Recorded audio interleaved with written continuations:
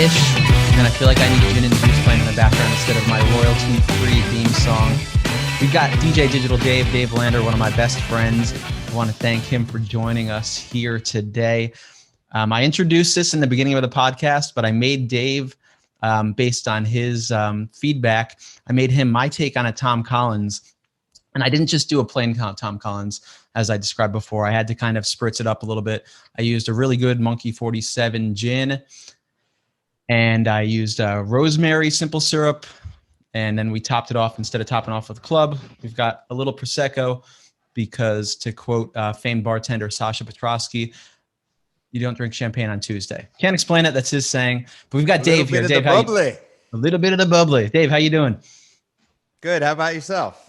Doing awesome, man. Doing awesome. I got my drink here. So Dave's my two-step.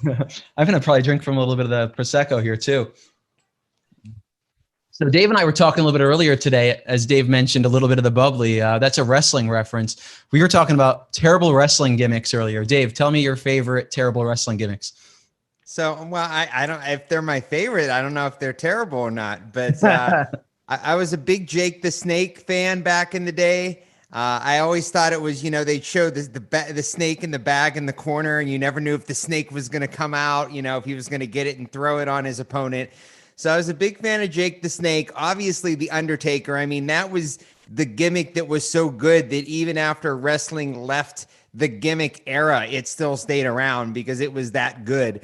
And then the other two, I dug the Brooklyn Brawler, who was, a scrub, but he always got beaten. He was one of the jobbers, but he was just a fun character to me. He was basically like just looked totally disheveled and, always had a ripped white undershirt and jeans. He'd wrestle in jeans.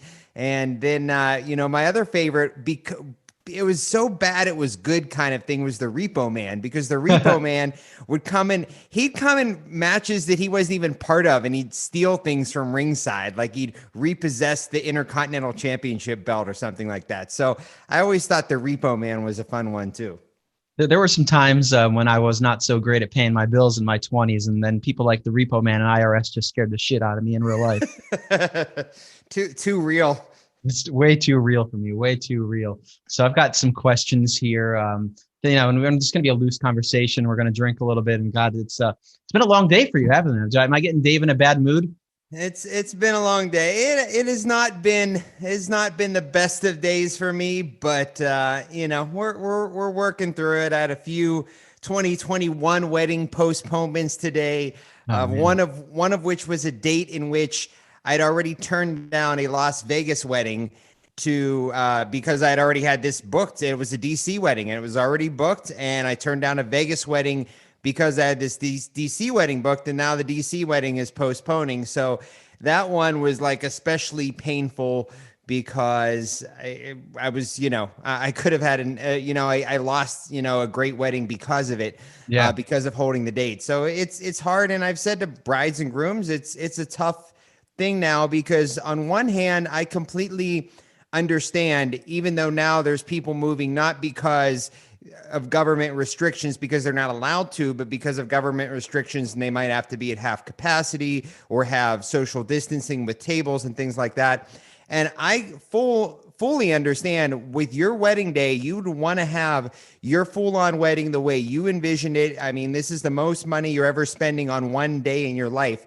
But at the same time, it's also hard as on us, you and me and everyone else we know as vendors, when the government's going to allow a wedding to happen, it's still allowed to happen. And we're still being told, hey, we got to change dates. And, our dates are our inventory for us. Yeah, no kidding, man. It's a headache. I have not had any 2021, a ton of 2020 movement. I've had some, but not a lot. So in the introduction to this podcast, I told all the listeners about your schedule, and I'm not even going to say you're probably not even probably the busiest DJ in a non-pandemic situation that I know. I use the analysis of, every once in a while I'll call you on a Monday, I'll look at my calendar and I'll say, Dave, I've got 5 gigs this week. I'm going to be crushed. And you'll say, hey, Alex, I have 5 gigs on Saturday.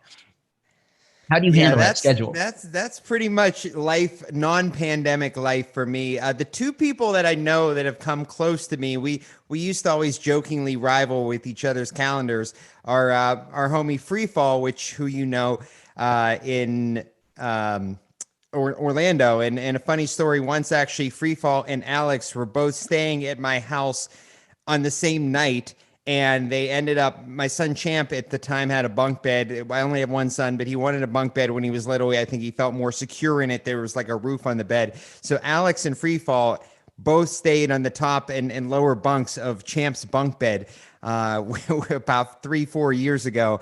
And the other person is Flips from DC, who's been a homie of mine for a long, long time. And the two of them, I think they've mellowed out both a little bit. But yeah, they used to have pretty hardcore schedules. But the most I ever played in one day, I had 5 gigs, literally 5 gigs on a Saturday, 23 hours from when I left my house to when I got home. I started out with a 5K at Stage AE. It's like a huge 5K, probably 5,000 people.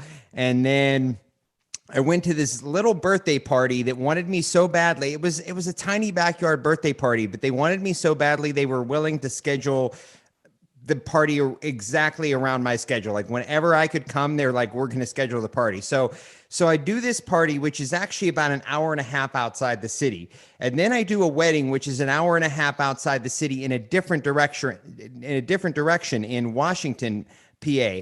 So now the first 3 gigs were in 3 separate counties. And then I came back to Pittsburgh and played at Cavo, which is one of my long-term Saturday night residencies that I'm not there every week, but I'm there pretty frequently on Saturdays. And that's a big bottle service club. It's lots of fun. One of my favorite gigs of all time. And then I went to Tilden, which is an after-hours club where we're playing tech house and basically house music without words most of the night. And it's just kind of a great after hours vibe. But I had 5 gigs in one day, all 5 were completely different from one another. And I left my house at, I believe, around 6:45 on Saturday morning. And I got home around 5:45, Saturday night into Sunday morning. Jesus, man, that's insane. So how's the adjustment been then, like leading into an era where you're doing absolutely not much? You're like two weeks to slow the spread turns into 10 months. Like, how's that adjustment been for you? Well, it's funny because today was Groundhog Day, and we had Groundhog Day on with Bill Murray earlier on TV here, and basically that's been 2 weeks to slow the spread has basically been Groundhog Day since last March, but it's been an adjustment, and there's been great positives and great negatives over the past year. The first thing that I come to think of is I learned how to ride a bike. And I literally, as a child, never learned how to ride a bike. And I had a bike at one point, maybe I was 7, 8, 9, somewhere in there, never learned how to ride it, never bought another one. My parents never got me another one. I didn't learn how to ride the one that I had. And so I never knew how to ride a bike. So my son Champ, who's now 12, he learned obviously a few years back. And my wife rides. She never really rode when we first met and were dating and were married. But then when Champ started riding, she bought a new bike and she started riding with him. So the two of them are riding together. And then I felt 1 left out and 2 lame because I couldn't ride a bike. So I decided, this was very early in quarantine, back in March, April, I decided, you know what, every day I'm going to go out after dinner and I'm going to work at this until I learn how to ride a bike. And so every day I go out for maybe half hour, 45 minutes. And after maybe about 4 or 5 days, I kind of would get a good coast going. I wasn't fully there, but I was, I could tell I was making progress. And I would say after about maybe, 7 to 10 days, I was pretty solid. I was doing a good job. And me and Champ and Kelly together, and more specifically, just me and Champ went out quite a bit over the summer. So that was a lot of fun. And spending time with Champ and Kelly is a lot of fun because, as you know, too, from my schedule, not only am I always working when I'm in Pittsburgh, but I also am out of town quite frequently, and in Tampa and Miami and DC and Philly and Jersey and Las Vegas and all over the country. And also speaking at conferences in addition to DJing. So it's just been nice on some level. I'm finally getting a little stir crazy with winter and having to be inside all the time and not being able to go out and ride bikes and take walks and jog and stuff. So I'm finally getting a little stir crazy, but there's been a lot of, niceness to spending that extra family time with Champ and Kelly and doing things like learning to ride a bike. I painted a couple different bedrooms over the quarantine, over the 2 weeks to slow the spread. So it's definitely been, there's obviously been negatives, but there's been some positives too. So, it's not all good, not all bad. Yeah, man, I can definitely relate to the family thing. It's nice to have that time, especially I've got a 3-year-old here, but there's definitely a point where it drives you crazy.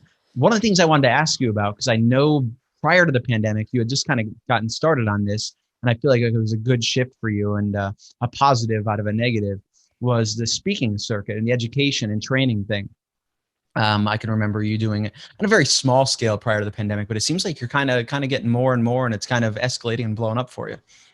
Yeah, so it's going really great for me. I spoke at the, tipping point for all this. I'd spoken at some smaller events and some smaller places, but I spoke last year on the main stage at DJ Collective in Arizona. Well, not last year at this point, 2 years ago, 2019, November.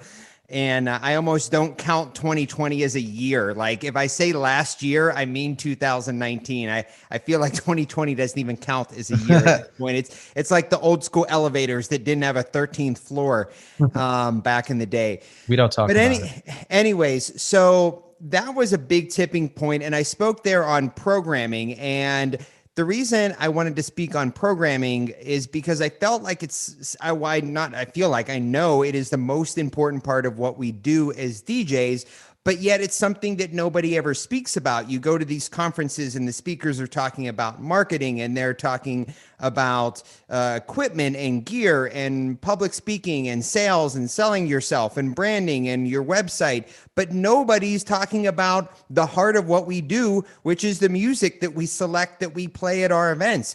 And so I felt there was a huge void there. I spoke about it. I got tremendously positive feedback, and really that started a huge domino effect. I spoke privately with a few DJ companies in Kentucky and Ohio. I spoke, they brought me in to kind of give an extended version of my speech from the collective. And then last year I was scheduled to speak at the Marquee Show in Chicago. I was scheduled to speak at the DJ Expo in Atlantic City. I was scheduled to speak at Think Tank which was in Hilton Head, I believe.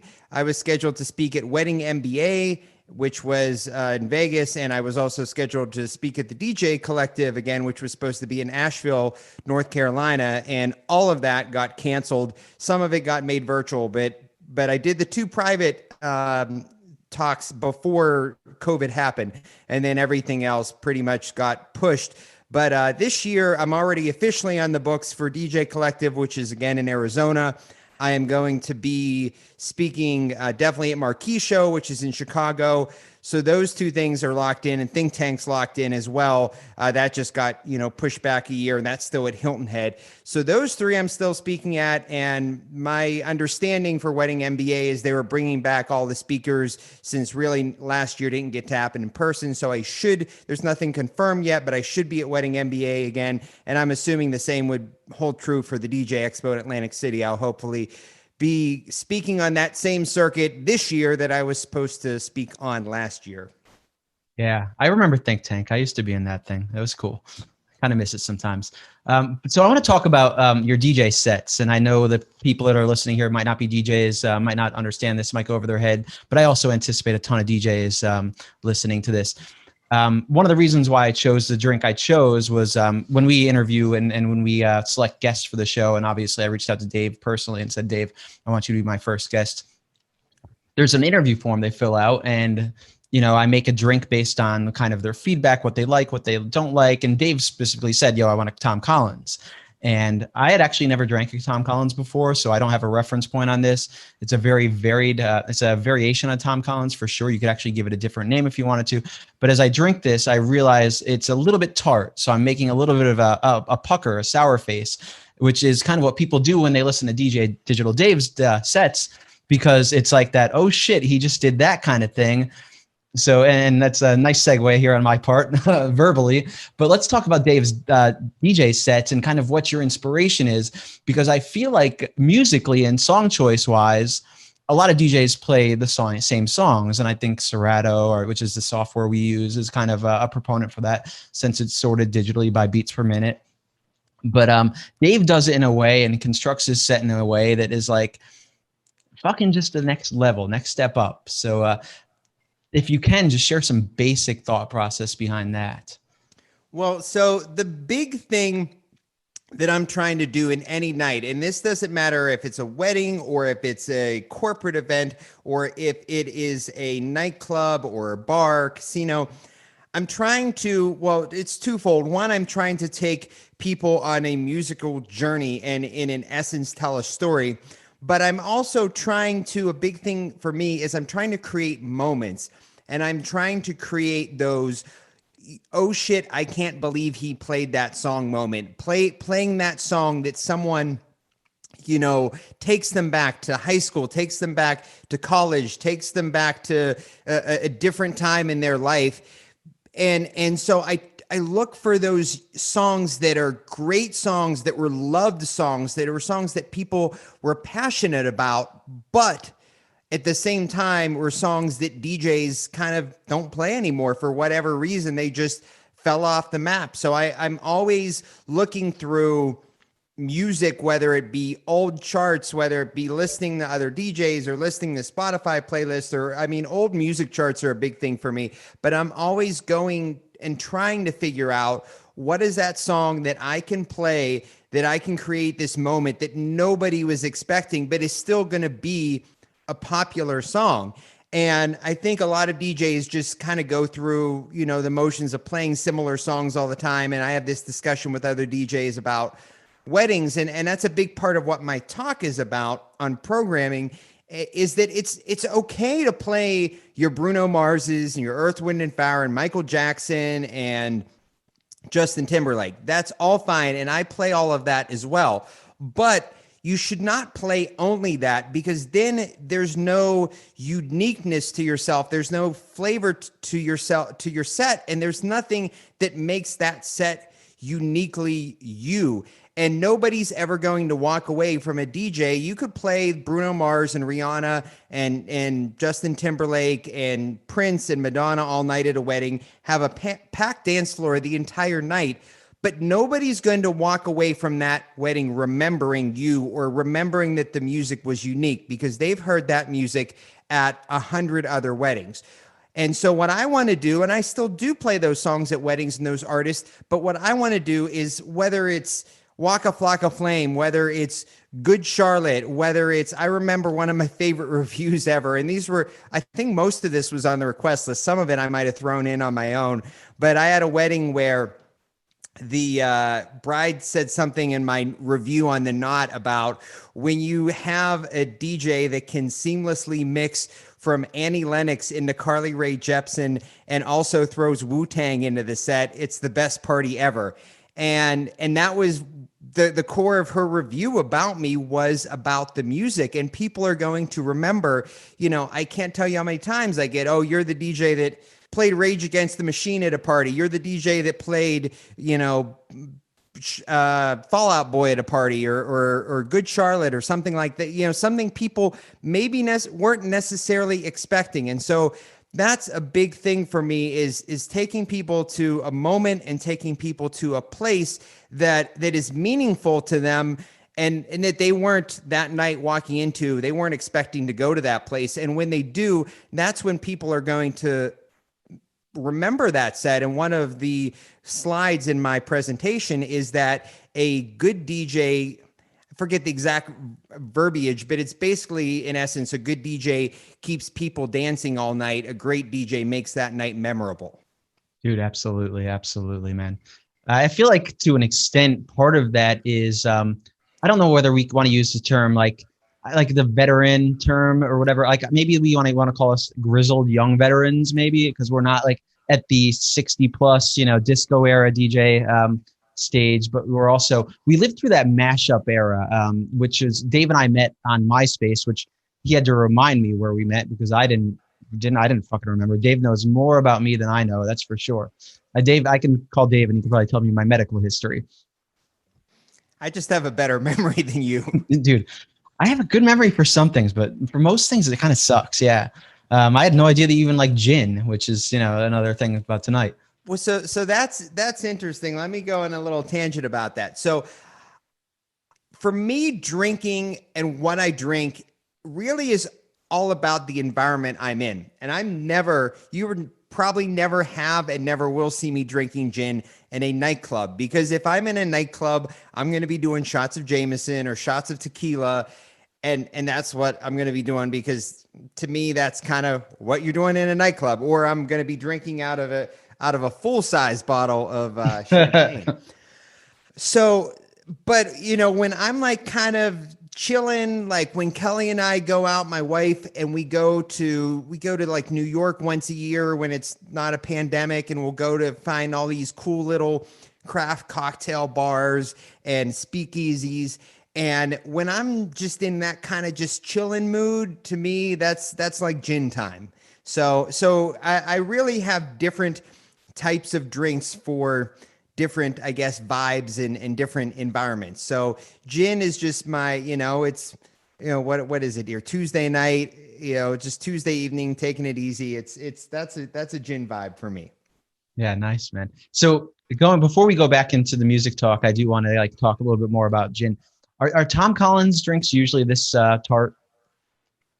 I would say so. I mean, you might have been a teeny touch heavy-handed on the lime, but okay. I would say they're very similar to this. But this is a good Tom Collins, and this is definitely good gin. So I applaud the gin, and I like the Prosecco with it as well. Yeah, it's not bad. It just adds that little touch. And although I don't think the rosemary simple syrup's really coming out. Do you taste rosemary at all in that? I'm not really tasting it, although I was thinking a rosemary garnish would be great. Just a little strip of rosemary. I feel like that would kind of give the nose feel and kind of the illusion that the syrup. Yeah, I agree there. But going back into music, where I was mentioning the grizzled young vets, kind of like, obviously you and I had started in the late 90s, early 2000s, right around the same time. But we kind of came to prominence and kind of came into our own in what was referred to as the mashup era in that 2005, 2006, 2007, 2008. And I feel like that just gave us so much music credibility, whereas the current club scene is a straight up hip hop, straight up EDM. Any take on that? Do you think that's kind of a benefit to your musical knowledge?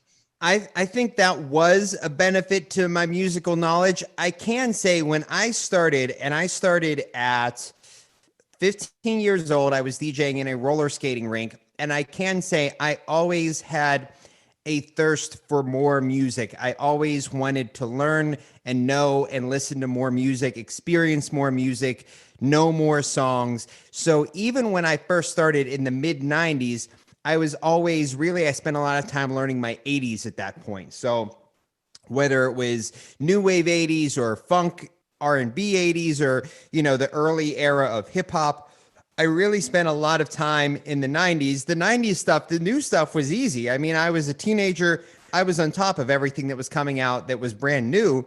But I spent a lot of time really learning what came before me. And I'm still at, 41 years old, I'm still spending time, finding gems from the 80s and 70s that I didn't know or don't have.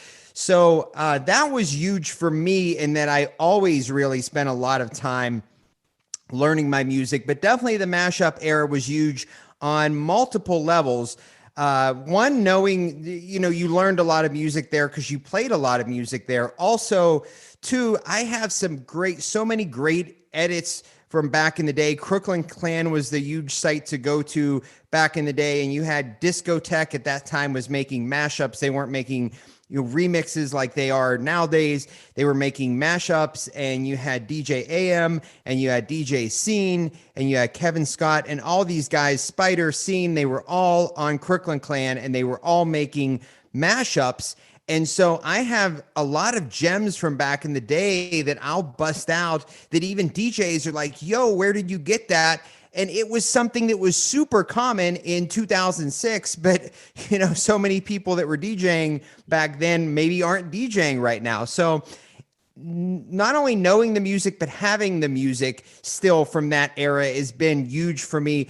Also, too, in that era, it was great. I was DJing at a place called Privilege, another one of my favorite ever residencies. It was an 1,100 person bottle service club. It was early in the bottle service era. It had giant garage doors that opened outside. So you were inside, but you had this outside vibe. And there were something ridiculous, like 30 some bottle service sections. And the Penguins were there all the time. The Steelers were there all the time. Ben Roethlisberger would be there on New Year's Eve. It was just nuts. And it was so much fun. But the other cool thing was we had a guest in every weekend, and it alternated from Friday to Saturday. So one weekend I would play the full night Friday night, and then Saturday maybe we'd have Kevin Scott in and I would open for him. And then the next week, Friday night, we'd have maybe DJ Sprite and I would open for him, and then I would play the full night Saturday night. So, I mean, I got to hear Sprite there, Scene, Riz, AM, Jazzy Jeff, Kid Capri. I got to hear so many great DJs there. And I still, at 41 years old, I still love listening to DJs, and I still learn music, new music from DJs.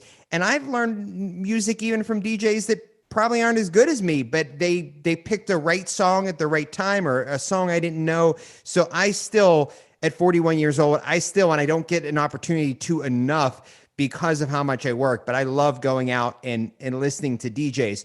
Also, I think now what might happen, you had the EDM era in the mid 2010s, and then that kind of fizzled out, and that really mirrored the rise and fall of disco, in my opinion, a lot, where it rose so quickly. It was so pervasive, and it was just everywhere, and then it just fell so quickly as well. So to me, that kind of followed disco, rise and fall a lot. So then you had hip hop take over, and now hip hop's been, the thing for the past 4 years, and hip hop's been ruling the world. And so you have nightclubs, some that are really holding on to this EDM because they don't want to play all hip hop all night, but they probably should be as far as what's popular right now. And then you have other clubs that are playing hip hop all night. You have very little of the two being mixed anymore, which you did about 5 years ago. So what I potentially see happening coming out of this, and I already felt like it was, even before the pandemic, I felt like the legwork, the groundwork was there for it, is potentially a hearkening back to that open format era and maybe a modern take on it. I feel like we could go there again, and you could have DJs playing in clubs that are just doing a dope job transitioning through genres and playing throwback hip hop and playing the early 2000s pop punk and playing, a 90s alternative song here or there and playing new hip hop and just kind of going all over the board. I feel like the table is set for that to potentially come back again. Yeah, I agree. Everything goes through in cycles, and it would be a fun thing. And I also can't say enough, like I'm going to preach a little bit here to all the DJs listening. I'm sure we're going to have a bunch of DJs listening because Dave is so popular amongst DJs. Going out, and obviously it's tougher to do in pandemics, but there's live casts, there's things like Twitch right now, but going out and seeking out other DJ sets, whether it's traveling to bigger cities or even in your own market or outside of it, is just a learning experience and inspirational for sure, man. It's networking, it's learning what people are doing, it's watching people succeed, it's watching people fail, it's watching the crowd, it's all of that, but it's by far the best, for me at least. It's the best education I've ever gotten, and I'm sure that you would agree. Yeah, and I love going to places and even listening to DJs open when I'm headlining, and I've gotten to play at so many cool places with like great DJs that are friends of mine. I mean, I've loved to listen to your opening sets. I played a lot with DJ Edge, Eddie, who we're both friends with out in Lancaster at Tellus 360, and he's a phenomenal opener. And our friend Koo in Tampa, who's just a great all around DJ. But I've played headlining sets at some of his clubs, or he's brought me in and he's opened for me. And I love sometimes listening to opening sets more. I remember saying, I think to you one night, I don't want to go on because I was enjoying your opening set so much. And sometimes I just like hearing that kind of slightly funkier, slightly more off the beaten path stuff that you can do in an opening set that is harder to do in a peak hour set because you're trying to keep the energy really high. Yeah, I mean, dude, I would always say like I like playing opening sets more than I like playing prime sets, man. It's your prime sets are your big hits, the bangers. You're gonna get that crowd love, that crowd response, especially if you do it in a very cool way. But there's something to be said about like setting the opening vibe as people are walking into the club, going up, grabbing their drinks, talking to friends, and then building that dance floor and handing the headlining DJ a full dance floor and saying, yo, this shit's yours. Rock the fuck out of it, man. Right. Because you don't have to play WAP 3 times in the opening set. I will say this. I want to say two things about WAP. One, WAP is not as horrible as everybody says it is. It's not my favorite song by a long shot. However, I saw people that were probably playing the shit out of My Neck, My Back in 2002 or 3, whenever that came out, that were like, WAP sucks. This is so pornographic. Like, shut up, really. Secondly, I am thankful for the pandemic in that as DJs, we did not have to address, we got kind of a pass on addressing playing or not playing or how to play WAP at high school events this year, because I do some proms, you do some proms. And that's one of those songs that there's some songs, Mo Bamba was in there too. There's some songs that even the clean version at a prom might get you some dirty looks from the administrators or the teachers or the chaperones. And even the clean version of that, the line "whores in this house," the way it's edited, it still sounds like it's saying "whores in this house" the whole song under the beat, even in the clean version. So I am thankful that our year was saved from having to play WAP at high school events or not play WAP and alienate the entire student body. So this is where my 10, and we're getting deep into the DJ territory here, which is something I love and hate. But you probably remember this more than I remember it, but there was a group of DJs that touted themselves as being like the cleanest and most official and appropriate high school dance DJs. It goes back 5 or 6 years ago. DJ Core, who is going to be one of our guests on the show here, definitely remembers it because I would bitch about it forever. But it was a bunch of, 50, 60, maybe not 70, but past their prime DJs talking about how to DJ school dances appropriately. And they actually sold, to monetize this group, they sold banners for your folding table that you would DJ on for school dances that said "no grinding." I bet the Clips was pissed, dude. So as crazy as it sounds, it was a Facebook group, so they were in my feed, and I was trying to be appropriate to DJs. Jeff and I had actually run a marketing company that sold websites and logos and marketing materials to DJs. So you were trying to talk shit, basically, and I'll talk all the shit right now. So their solution to like playing the inappropriate songs at school dances were to play the instrumentals. I don't even know. Well, first of all, nowadays that might not even work because the instrumentals are so down tempo and low energy. But on top of that, I don't even know if that's better because I played clean versions and the kids sing the dirty lyrics. It's almost more noticeable when the kids are singing them. The big thing about Mo Bamba, and as every DJ listening to this knows this, if you're not a DJ or you don't know Mo Bamba, there's a part where the song breaks down, the beat stops, and Sheck West, who sings the song, goes, "Oh, fuck, shit, bitch." And every high school dance I DJ'd at the year that song came out, I said, look, I said to whoever booked me, whatever administrator booked me, I can play this song. I cannot play this song. I will play the clean version, but the kids will sing all of these dirty lyrics. And I got about a 50-50 response as far as some administrators said, go for it. If you're playing the clean version, we're fine with that. Others said, yeah, let's just pass on that song. So there's a little bit of a mix in there. I'll tell you the worst thing that I ever did at a high school dance inadvertently was, it was a long, long time ago. This was in the early 2000s. And I was playing Lovers and Friends and by Little John and Usher. And it was brand new at the time. And I wasn't thinking, because it's kind of a slow jam and it only has one swear word in it. And so I wasn't even thinking like, do I play the clean or dirty version? I'm just thinking like there's no swear words in it. I just totally does not enter my mind that in the last verse, Little John's like, "I known you for a long time, shorty, but fucking never crossed my mind." I played this in a homecoming of like 1,000 kids, and as soon as that line dropped, the room went ape shit. Like it just erupted, and no one ever said anything. And the company I worked for got booked for the dance the next year. Like nobody ever mentioned it, but I was like, "Oh, I did that." Well, you heard my story about my Serato sampler at my wedding. Put your fucking hands up. Yeah. So for everybody listening, Serato, which is a DJ software that we all use, has a built-in sampler. And at most weddings on our mixer, I would turn the sampler off, the volume off.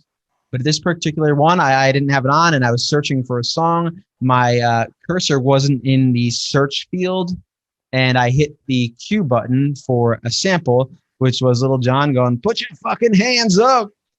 And it was a great wedding. The wedding was lit, but they were definitely like a more conservative family. And it was definitely lit after you played that.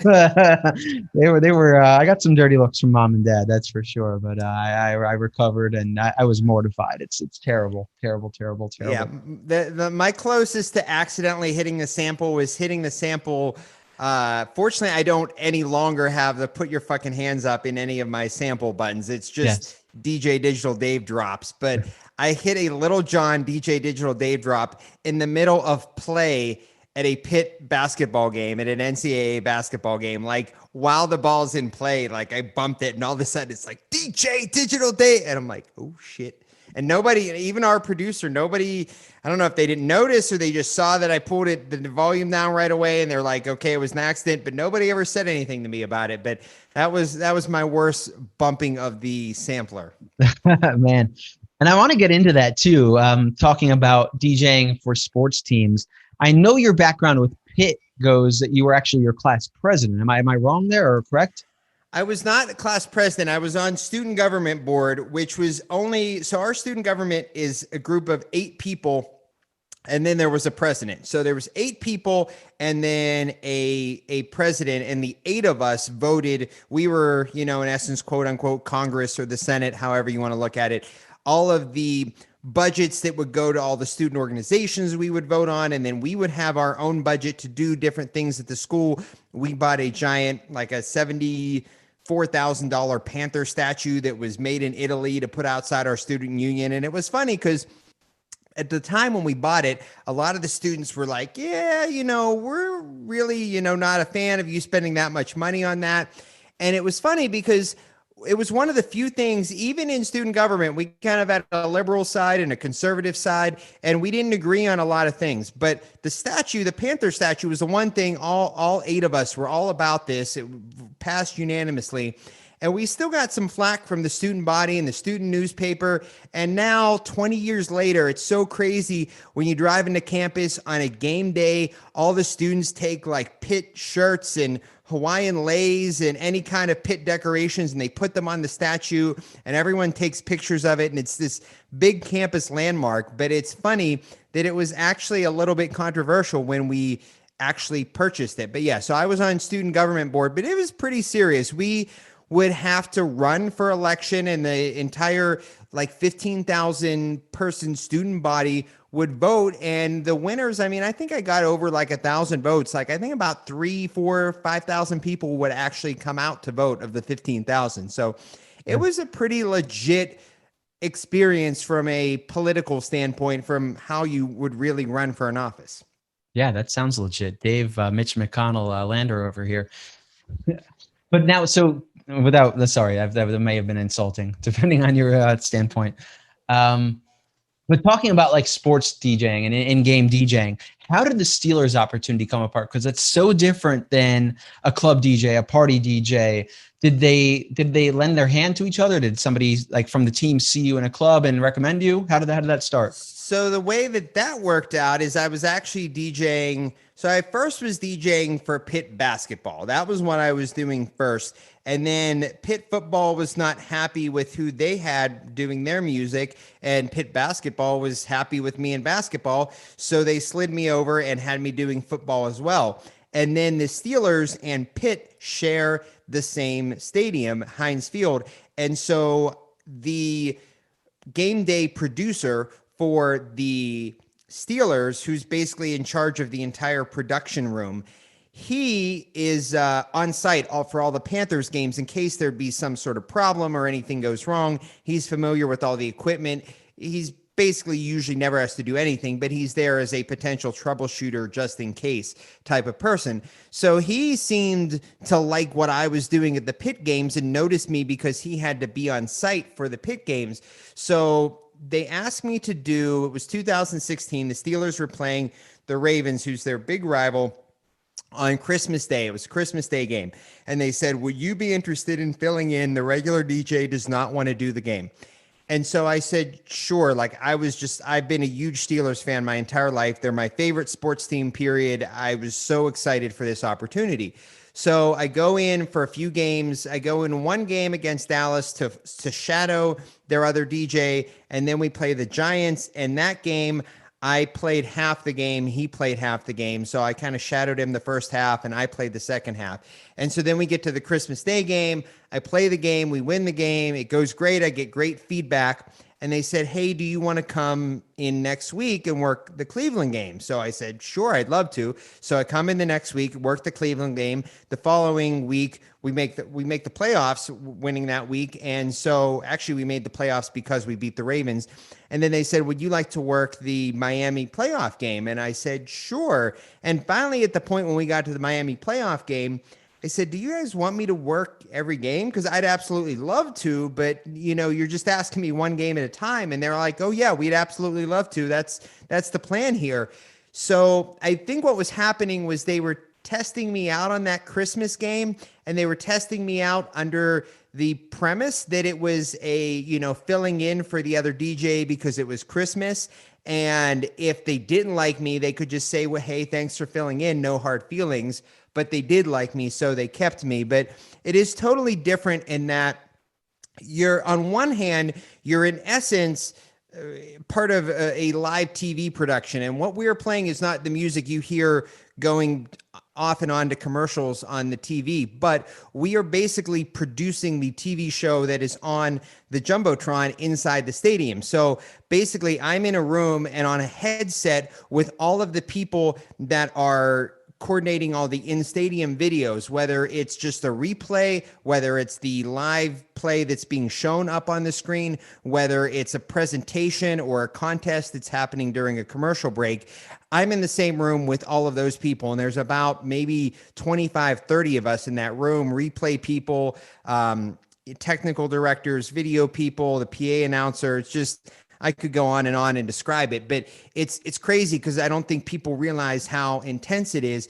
And so you have to be on point in that room. If the game is supposed to start at 1:02, if the NFL tells us kickoffs at 1:02, it's basically our responsibility to make sure that we kick off at 1:02. And if it's more than over 60 seconds in either direction off, the Steelers get fined because we didn't have the kickoff in time. And so we are the ones that are really responsible for introducing the teams and making sure they get out in the field, making sure the anthem happens, the coin toss happens, etc. So it's kind of really intense from that standpoint. And then also too, there's a combination in what we're doing of trying to get the fans pumped up, but it's not only trying to get the fans pumped up, you're also in essence soundtracking the game. So sometimes you might get scored on. And so at that point, the fans aren't going to be pumped up, and you got to play something that's not so mellow that it's depressing, but that's not celebratory either because the other team just scored. So it's almost like scoring a movie in a way. You're trying to play the right songs for the right moments during the game. Yeah, absolutely. And I know that myself, when I've worked in larger scale productions, by no means as large scale as that. I like that feedback. I like that chaos. I like the monitors, and yeah, I like the screaming in my ear. I like, okay, this needs to happen now. Do you work well under that kind of pressure? Yeah, yeah. In fact, I like it so much that we have two things a year. One with the Steelers, which is it's called Fan Fest. It's in August, and it's an open practice. And then one is with Pitt, and it happens in March or April. It's like the spring game. You guys have the blue white game in Penn Yep. State. I think ours is called the blue gold game because those are our colors. And so those two events are just complete chaos. Like they're not broadcast on TV, and the coaches are basically doing what they want, and we're trying to follow along with the coaches. And when we do those events, it makes me appreciate the specificity with how we work when we're basically dealing with a TV broadcast. And we know the TV station's going to break for 2 minutes and 20 seconds. And we have that 2 minutes and 20 seconds to do inventory, whether it's an advertisement or a presentation or a contest or just music to pump the fans up. And we know in 2 minutes and 20 seconds, play is going to be back in action. And we also need to play the appropriate music going back into play for the players and to pump the fans up. And I love the organization and that specificity. And I actually kind of hate when we're in there and it's kind of like random and we're following the coaches and whatever they do. So I do work well under the pressure. I will say, though, it took a minute to get used to. The first Steelers game, I was standing. We do have a seating in there in our room, and I was standing the entire time. I was watching the game like a hawk. I could barely tell you what happened because I was very nervous. And now after doing it this would have been my fourth full season, I believe. After doing it for 4 seasons, I'm definitely more in the groove and more relaxed and much more comfortable with doing it under that level of intense pressure. But I do enjoy it for sure. Sure. So, and how has that changed in the pandemic though? Like I don't want to stay on the Steelers too long, but you went from DJing and then there are very few DJs. Like, I mean, maybe a dozen DJs that can say they've DJed for 60,000 people. And now you're going into limited crowds, and now there's no crowds. Does the pressure change? Does the adrenaline change on that? It's definitely different. It's definitely interesting. We had quite a fluid season in that almost every game was different. We started out with 0 fans at all. And then in October, we got, I think, 5,000, 5,500, and we had that through early November. And then that backed off. And then we were at friends and family. So there'd be maybe, I don't know, 500 people like out there, maybe not even. So there would still be people in the stands. In September, there were 0 people in the stands. In November, late November and December, there were some people in the stands, but they were all like, they knew a coach, they knew a player, and they got the ticket that way.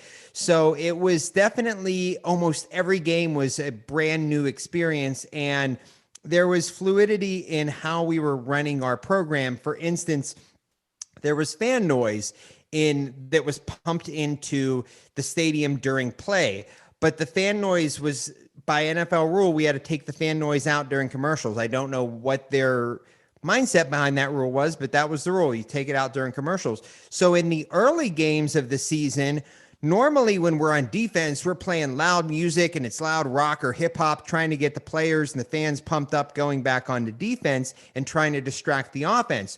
Well, after the first game, the defense came to us and they said, it's actually so quiet down there when the fan noise is pulled out, the artificial crowd noise, that we can actually hear the offense talking. So they said, when we're on defense, we actually don't want you to play any music at all when we're in commercials, because we're trying to hear what the quarterback and the coaches are saying on the other side of the field. That was how quiet it was in the stadium, which is pretty crazy. So every game was a whole new experience. I talked to our game day producer who basically puts the entire show together, and he's the person I report to. And every game this season was just a new concept. It was, what are we doing with the music today? Because it's probably different than the way we were doing the music last week.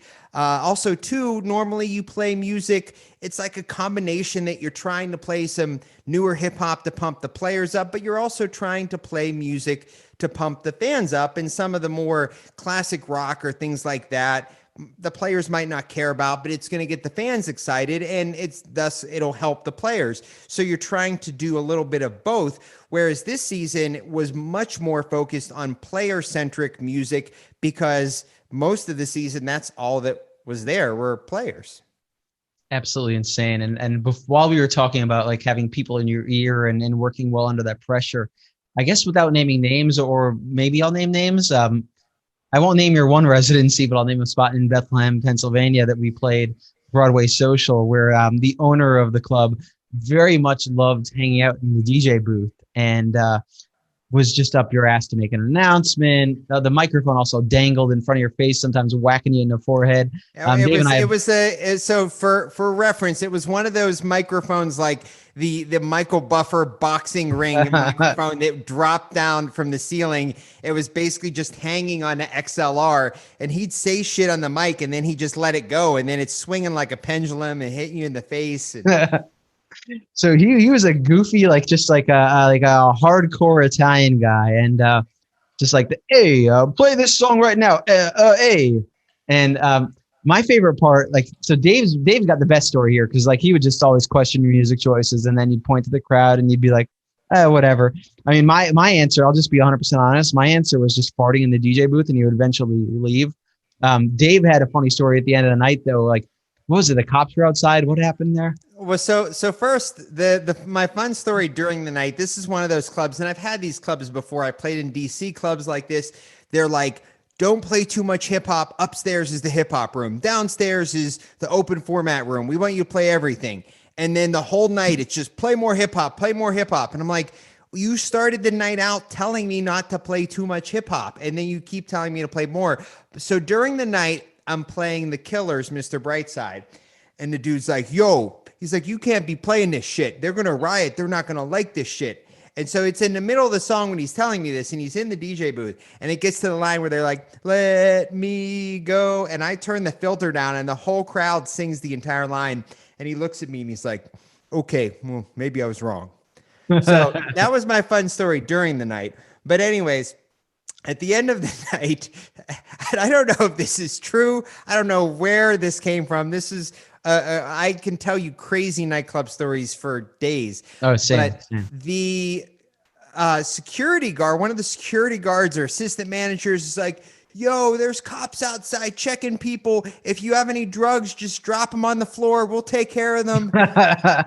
And so I don't know if this guy is telling the truth and he's trying to hook the customers up and not get them arrested, or if this guy's just trying to get free drugs and everyone just drops their drugs on the floor and then he just scoops them all up and keeps them. I don't know where he was going with that, but that was definitely a crazy, one of my many crazy nightclub stories. I would go towards the latter, because I remember when I was DJing at that spot, he would, he had like, I think the dude was a pimp. So he brought over like this very attractive girl, and he's like, hey, you like this girl? And I was like, I mean, I was single at the time. Like, yeah, she's kind of cute. He's like, are you staying overnight here, or are you driving home? I'm like, I'm kind of driving home tonight.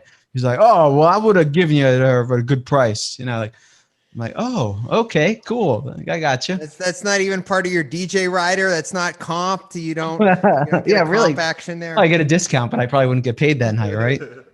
So another crazy thing too, like this is just something like you want to talk about all the crazy nightclub stories, is this is just something I've never gotten used to. People that come up to you and ask you if you party.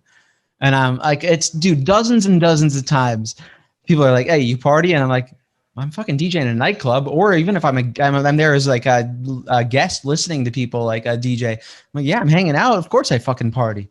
And then, of course, it comes to the situation where you want to buy some cocaine? And I'm like, no, I don't want to fucking buy some cocaine. So I had a guy once that I can't remember where I was. I don't remember. It was either Pittsburgh or DC. I forget which one. And I was walking into a pizza shop to get pizza, but it was in the club district. And this guy's like, yo, man, you party? And I'm like, no, man, because I know what it means when someone asks if you party. And I'm like, no, man. He's like, you a cop? And I'm like, no, man. He's like, but you don't party. And I'm like, no. And he could not believe, like, in his mind, there were only two options. Either I did cocaine or I was a police officer. Like, there was no third option. He could not imagine that there was a citizen, a non-officer of the law citizen that did not party. And he was just blown away. Like he just would not quit asking me if I was a cop or if I partied. So getting into crazy club stories, and yeah, hopefully this jogs your memory, because again, this is my fuzzy memory of trying to remember things. Were you at a club with a shooting involved, like a pretty major incident? I was once at a club where a shooting occurred. I was managing at the time. I was not DJing, but I was once at a club where a shooting occurred. And I was in the back in the offices at the time. And actually, Kelly, my wife, was there with me. I was the director of operations for this nightclub group. And she was actually the manager of the club where the shooting occurred. And we were both there and we were both in the office. And I did not hear the shots ring out because the music was so loud. But I looked on the cameras and I just saw people running in every which direction of the exits. And I knew without hearing it, and I never even experienced one before, but I knew even without hearing it, I just immediately was like, oh shit.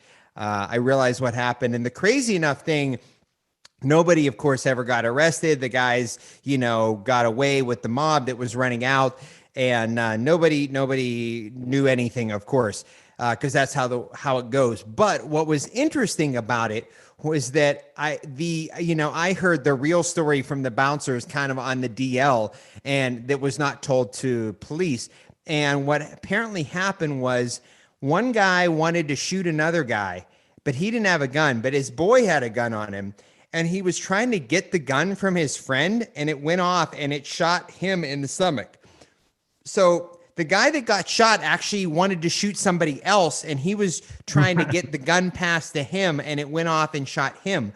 So the person that got shot, in a way, probably deserved it because he was trying to shoot somebody else. He wasn't, the target of the shooting. He was actually just trying to get the gun so he could use it on somebody else.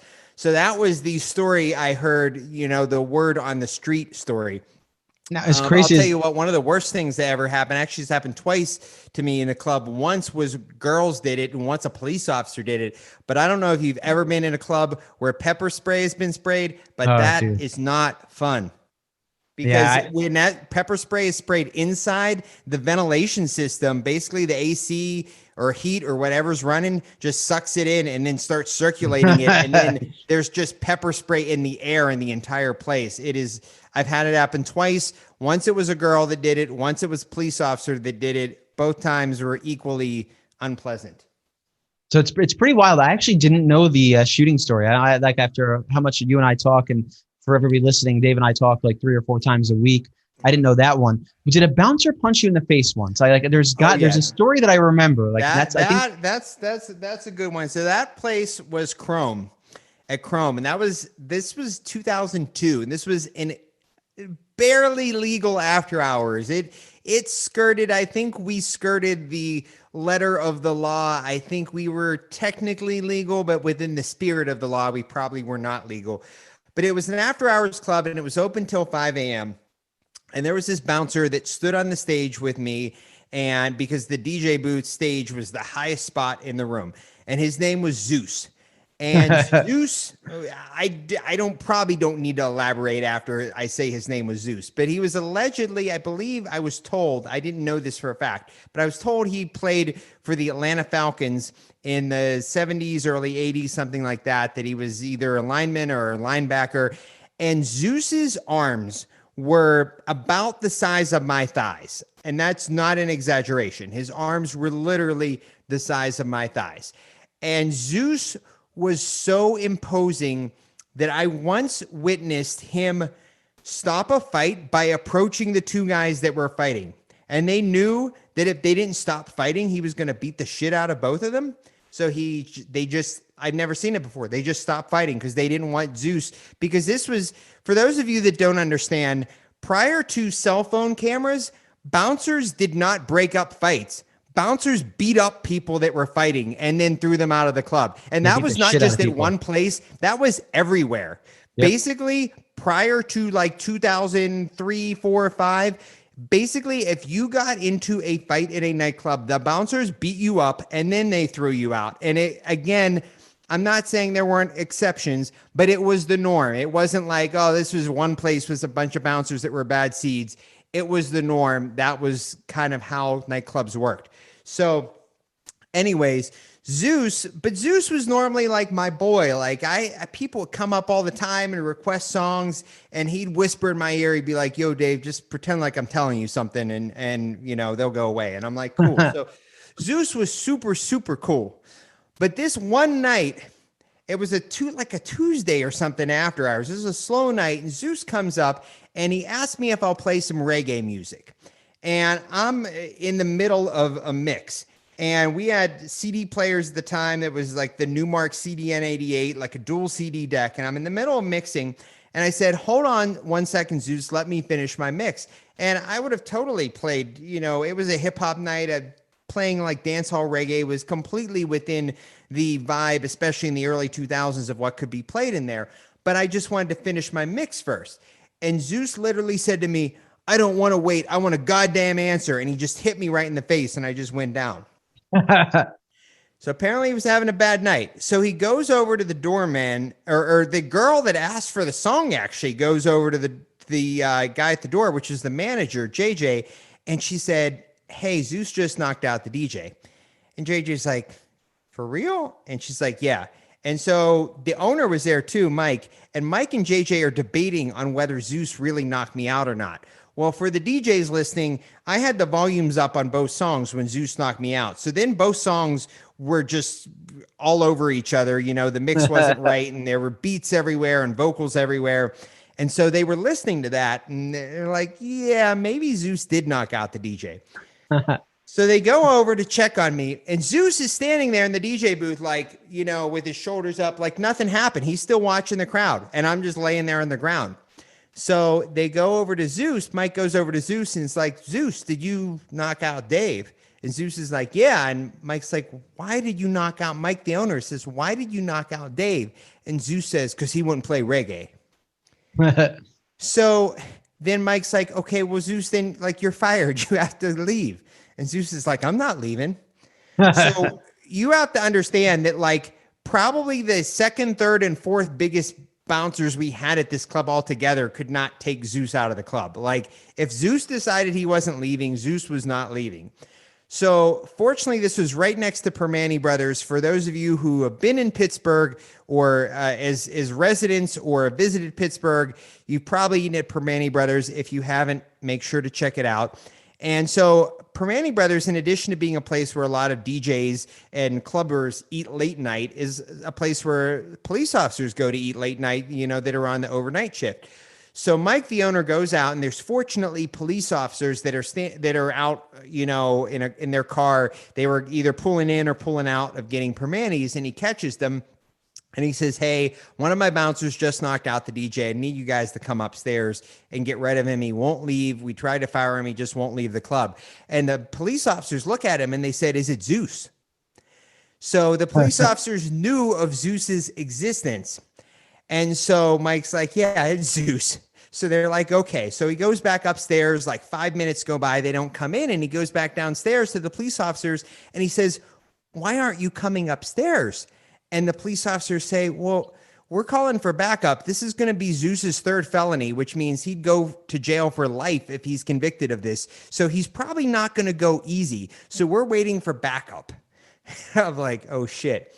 So at this point, I was on the ground. The owner was handling the police. The manager, JJ, came over and he was getting me like water and trying to help me out. So finally, he gets me sitting up. Finally, backup comes. The police come in and they're like, do you want to press charges?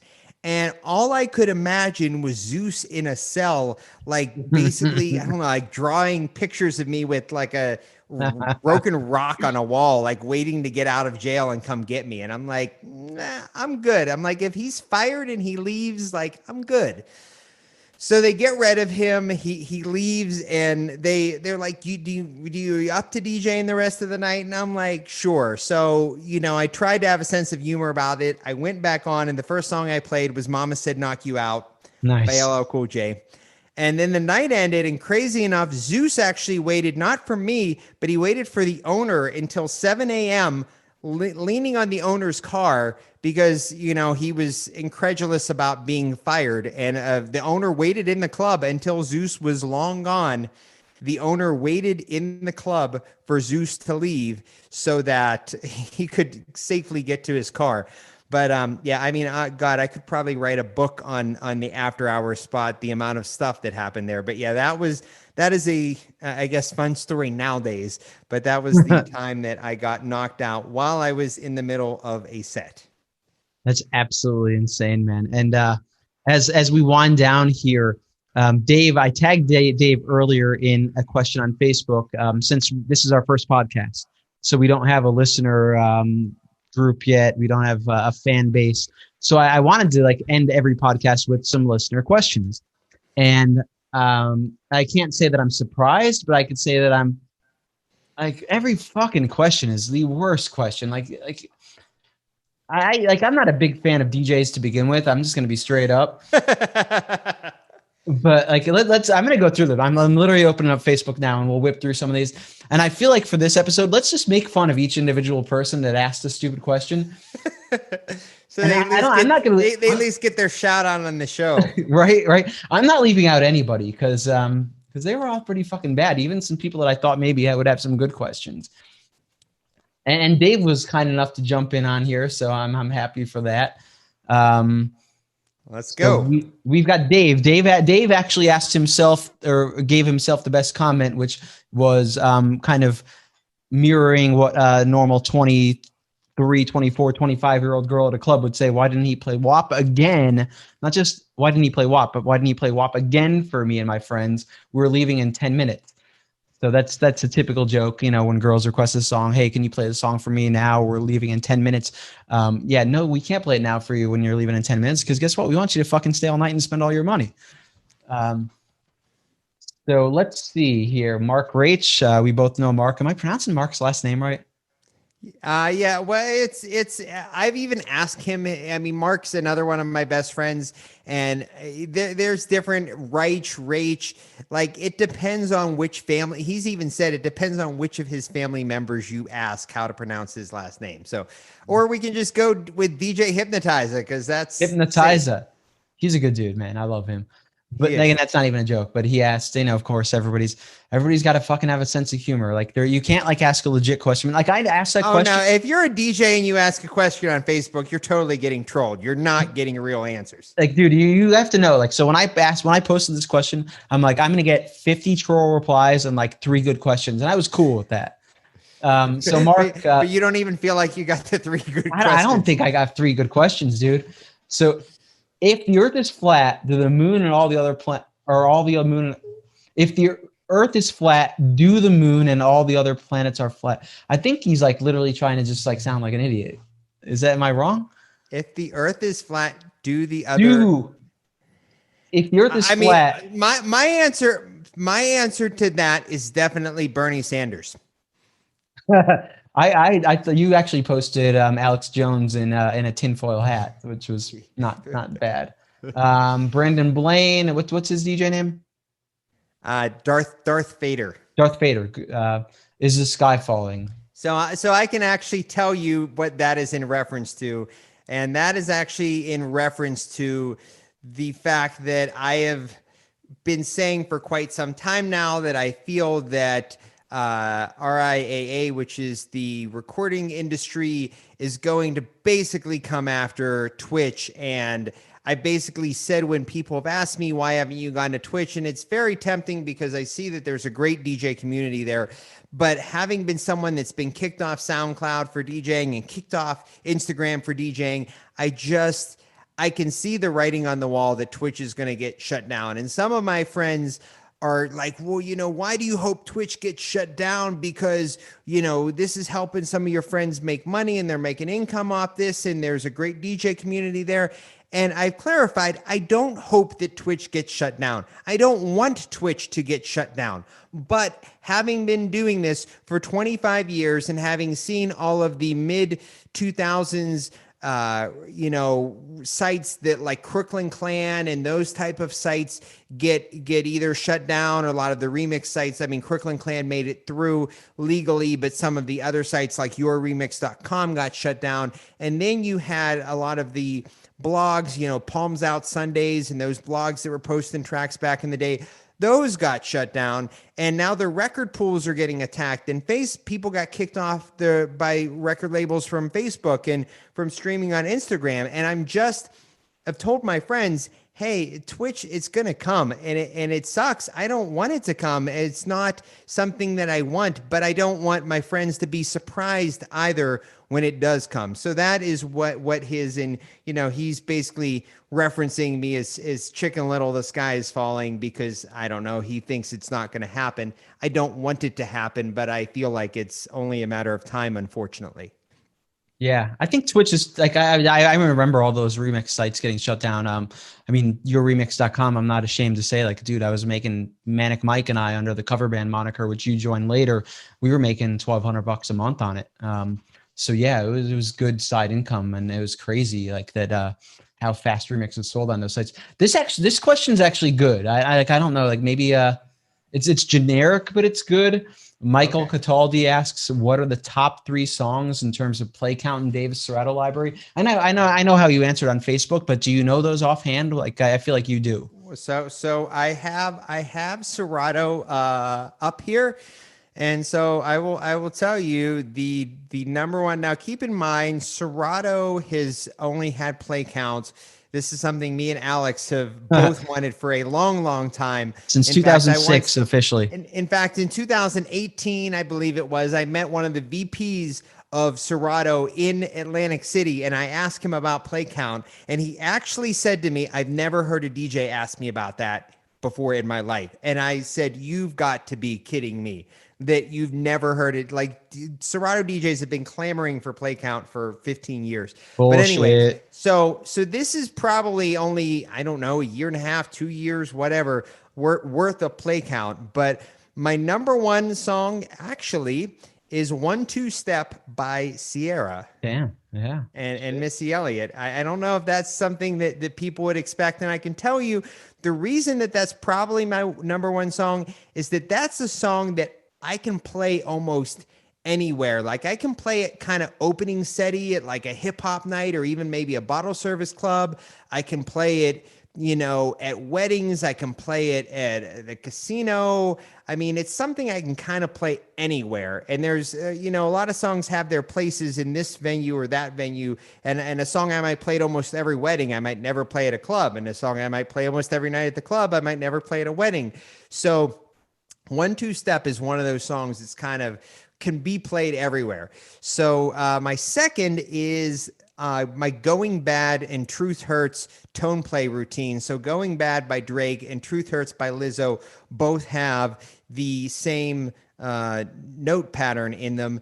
And so basically I have a routine and I have both tracks. I edited both tracks, so they're part of the same track.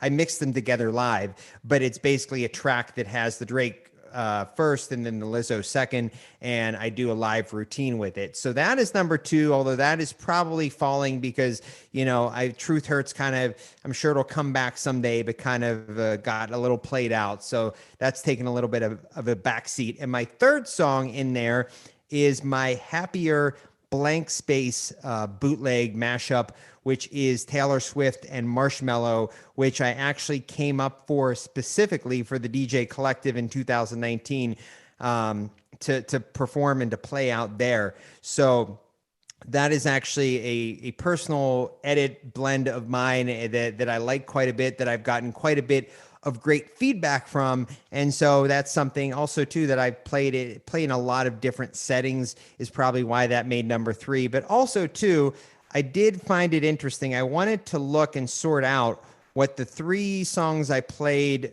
top songs I played that have come out since the beginning of 2020 were, because of how crazy of a year it was. So just taking songs that came out, after, January 1st of 2020. And the three songs that, crazy enough, the first song on that list is actually Mike Taylor, who I was not even familiar with outside this cover. He actually did a cover of Electric Feel by MGMT, which is one of my favorite songs of all time.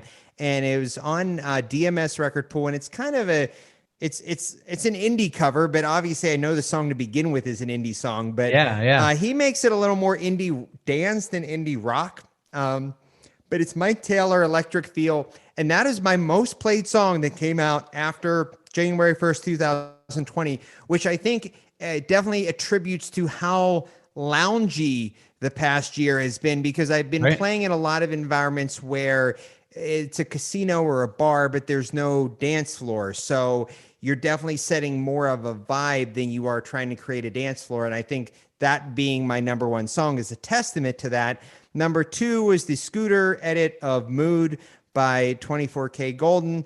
And number three was Spider-Tech's Senorita blend of The Box. So it's Roddy Ricch's The Box over Justin Timberlake's Senorita that was produced by the Neptunes.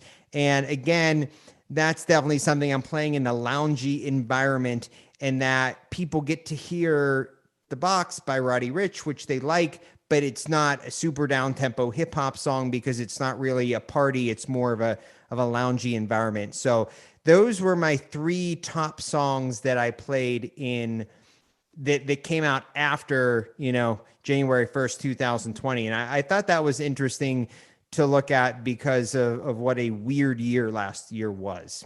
Yeah, absolutely. Those are cool choices. Yeah, Electric Feel is one of my top ones too, and I don't know that. So like the remix, so I have to check. Yeah, that out. Mike Taylor. I mean, it's on DMS, which I know you're part of, but I can also Dropbox it to you as well. Another one of my highest songs too on there, I just want to give a shout out to, is a lot of DJs did this. Although the first one I came across, the first one I started playing, and probably my favorite was our friend David Krieger's. And a lot of DJs, because they were in the same key, mashed up Post Malone's Circles and Fleetwood Mac's Stevie Nicks' Dreams. And because Dreams also got huge last year because of TikTok. And that was, I think, number 5 on my list of 2020 songs that I played. And so shout out to Krieger. Like I said, a lot of people did that blend, but I heard his first, and I really dug the way he laid it out. And so I played that a lot. That's worth checking out. And I've even played it at Heinz Field in like Steeler Pit, like in a just timeout kind of chiller moment. So shout out to Krieger on that. But yeah, like I said, it's definitely been a year where I played a lot more chill stuff than party bangers. So while we're talking about Post Malone there, I know that Danny Diggs is very polarizing. He did a great blend of Post Malone Circles over Runaway Train by Soul Asylum. And they actually really go nicely together too. But I haven't heard Krieger's mix. I'd have to check that out. Interesting. Yeah, I know that I believe Scooter did the same blend, but I think his was posted after Krieger's, and I think a few other people have done. I mean, they're in the same key. It was one of those, I almost want to call it a semi no-brainer for a DJ. Not for every DJ, but for DJs that do production and blends and mashups and things like that. And those kind of songs too, and even if you look at charts, and we won't get too deep into that because of time constraints here, but if you look at charts this year and like songs like that, like we're playing loungier spots, people's attitudes are a little bit more chill. There's not like the massive parties. So if you look at music in the charts right now, it's kind of all kind of mellow, chill, that kind of music. So, right. I mean, even like Miley Cyrus, Midnight Sky, which I absolutely love that song. And that obviously has had quite a few people have done, Stevie, including Miley herself. But even before she got to it, a lot of people did, Stevie Nicks' Edge of 17 mashups with that. And so, Stevie Nicks is one of my one of my very tippy top favorite female vocalists of all time. I would say, other than like kind of soul or jazz vocalists, you know, when you get into people like Sade or you know, Nina Simone, like people like that. Like I would say, as far as rockers, Stevie Nicks is by far my favorite female, you know, vocalist as you know, kind of rock / pop artist of all time. So and I'll tell you what, Molly does, and whether she's trying to evoke Stevie Nicks or not, she does an incredible job at evoking Stevie Nicks. In fact, she did a Blondie cover, I believe it was Heart of Glass, and it literally sounds like Stevie Nicks singing Heart of Glass. It actually doesn't sound like Miley Cyrus singing Heart of Glass. It sounds like Stevie Nicks singing Heart of Glass, which is pretty crazy. But yeah, there's definitely been a more loungy, chill, even things like Doja Cat say so. Yep. It's definitely been more of a loungy, chill vibe this year. Yeah.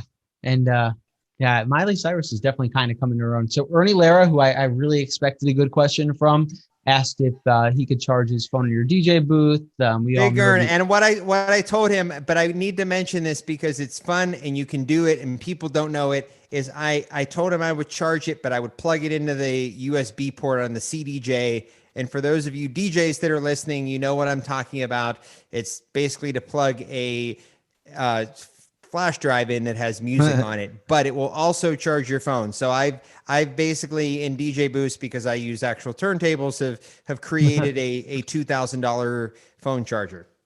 And big shout to Big Ern too, Ernie Lara, Big Ern, who's he's down like 100 pounds, 80 pounds. He saved the power at the Collective when your microwave that you bought on Amazon shut down in the entire Arizona or Scottsdale power grid.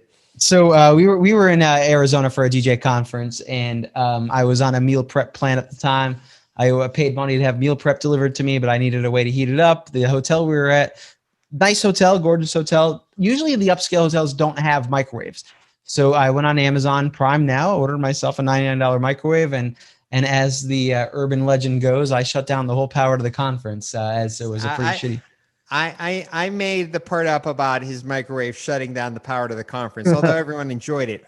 But what is true is that he went to a hotel and he bought a microwave on Amazon on next day delivery with the intent of just using this microwave during his stay at the hotel. And then I believe you gave it to the front desk girl when you were leaving. Yep, she was more than gracious. Yep. So Chris Hintz, this is actually a good question. So Chris, you know, no surprises. Chris Hintz from Pinnacle Productions in Sioux Falls, South Dakota. And Kelly, Dave's wife, is probably the most supportive wife you'll ever meet in any field. But Chris Hintz asks, who's more likely to have a stronger drink and stance in politics, you or your spouse? And Dave, this is a pretty easy answer, isn't it? I don't, well, you know, stronger drink can vary. I think she would make her mixed drink stronger, but I'll do shots. Like I have no fear of any shot. Whereas she'll do shots sometimes, but she's not as big of a shot girl. Stance in politics, I would say she can be a little more extreme than me, but I would say we're both very adamant about our stances and beliefs in politics. For sure. Yeah. And we won't get into that. I don't want to make it too political here. And well, a good segue from Kate Easley. And I think, okay, maybe all the questions don't suck. There's a couple of good ones.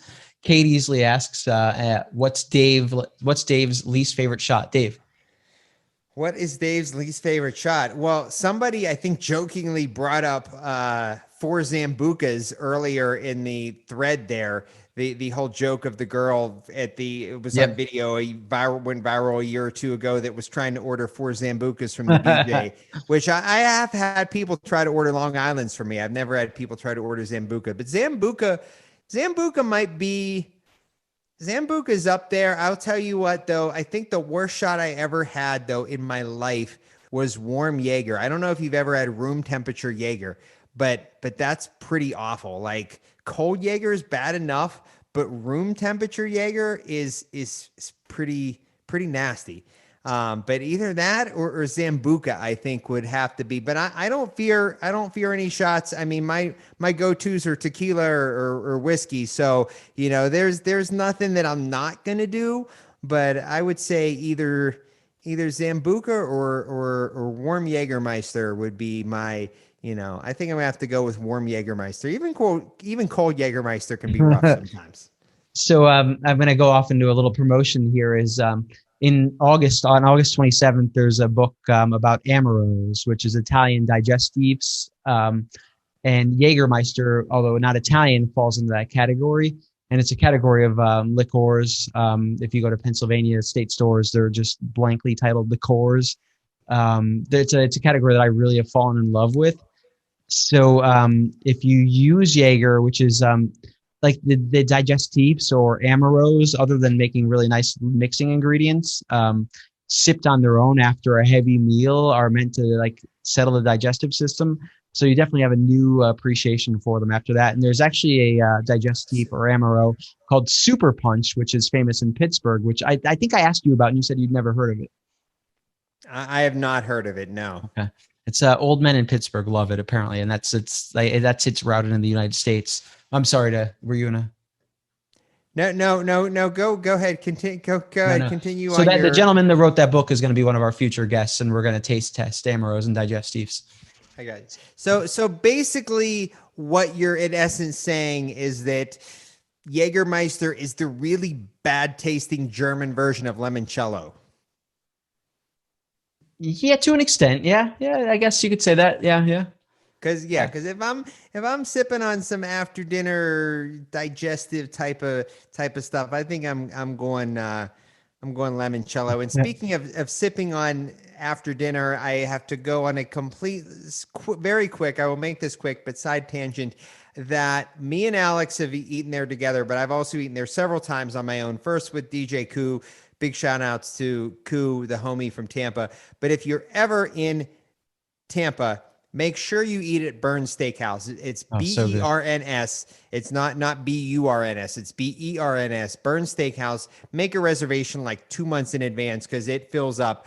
But not only do they have amazing steaks, but then they have an upstairs dessert room. And this upstairs dessert room has a dessert menu that's like 40 pages. And there's maybe 10 to 15 pages of desserts and then 25 pages of ports and brandies and all kinds of crazy dessert liqueurs.